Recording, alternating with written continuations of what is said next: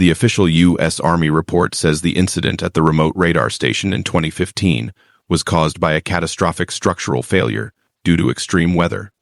They lied. I was the convoy commander. I saw what tore that steel apart. It wasn't the wind, and it wasn't a bear. It was supposed to be a milk run.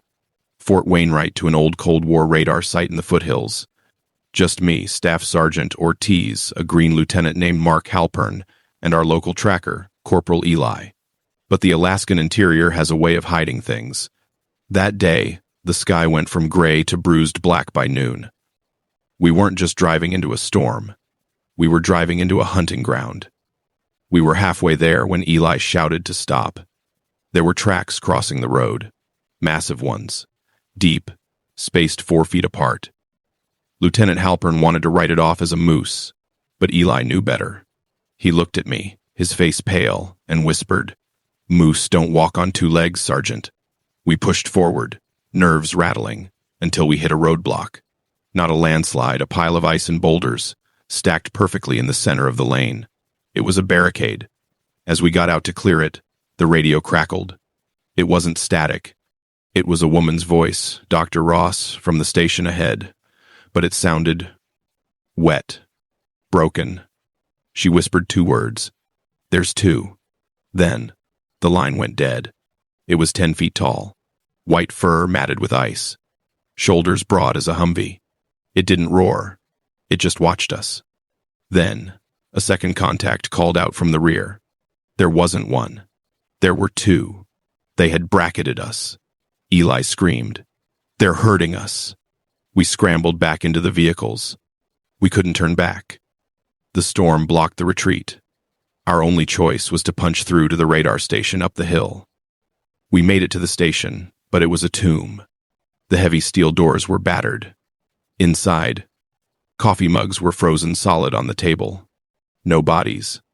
Just blood smears on the walls and scratches, deep gouges in the metal flooring. We barricaded ourselves in the main hall. We had weapons. We had training. But we were blind. The storm outside was screaming, masking the sound of their approach. But we felt them. The building shook. Thump, thump. They were testing the walls, looking for a weak spot. Night fell. We used a thermal scope to scan the perimeter. We saw them. 2 massive heat signatures circling the dome. They weren't just animals attacking blindly. They were coordinating. One would hit the north wall, drawing our fire, while the other tested the doors on the south. They were playing with us. We were running out of time. The generator was dying. Eli had an idea. We couldn't fight them in the dark, so we had to draw them into a kill box. We rigged a fuel drum with a grenade and placed it near the service hatch, the weakest point. We cracked the hatch open, letting the heat and noise spill out. Bait. It didn't take long. A massive white hand reached through the breach, grasping for the drum. The floor shook as the creature tried to force its way in. I waited until I saw the fur fill the frame. I yelled, "Now!" We detonated the charge. The blast lit up the night. A scream tore through the air, sounded almost human, but deeper. We hurt one, but we made a mistake. We thought scaring them off was enough. We forgot about the second one. The explosion didn't scare the second beast. It enraged it. It slammed into the main corridor, tearing the reinforced steel door off its hinges like it was cardboard. It was inside. We opened fire. 5.56 rounds hit it, but it was like shooting a tank wrapped in Kevlar. It grabbed a soldier, tossing him aside like a rag doll. It was going to kill us all. That's when Lieutenant Halpern, the guy who'd been terrified the whole trip, grabbed the last satchel charge. He didn't run away. He ran at it. He tackled the thing's legs, screamed for us to get back, and pulled the pin. The hallway collapsed in fire and concrete.